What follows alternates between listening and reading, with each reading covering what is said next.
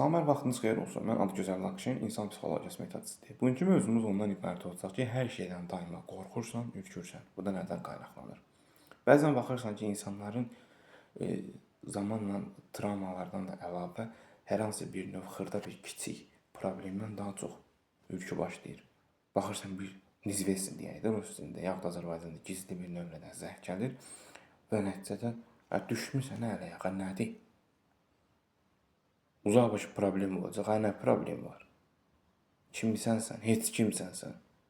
Adama deyirlər, sən küçüyə görə biraz qeyri-etik olsa da, çünki o travmalar sən kimsən ki? Ki, rahat, niyə narahat olmalısan ki? Və nəticə etibarı ilə də qarşı tərəfdən səzginlik, narahatlıq hissi olduğu təqdirdə səninlə problem olan insan 1-ə 5 özgüvən artır. Düşüncə təzyiqində sən qorxaqsan da, sən zəifsən.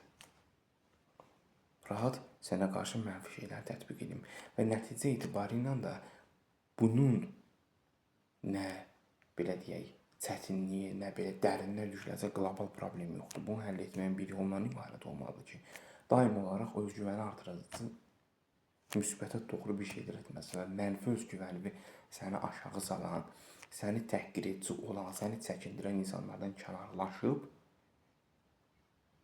səni sən üçün, yəni puluna görə yox, məsələn, yaxud nəysə bir növ səni zəif xarakterli bilib, mən qoyum sənin qabağa, səni söymüş və səni təhqir edim, alçaldım. Bu kimi sətrallı, sublimal verən mesajlardan, insanlardan yox. Bu kimi mesajları yönləndirən insanlardan kənar durun. Və nəticə etibarı ilə də səni sən edən insanlardan, səni sənliyindən çıxardanlardan yox. Onlarla oturduğun təqdirdə ən azından özgüvən də artacaq.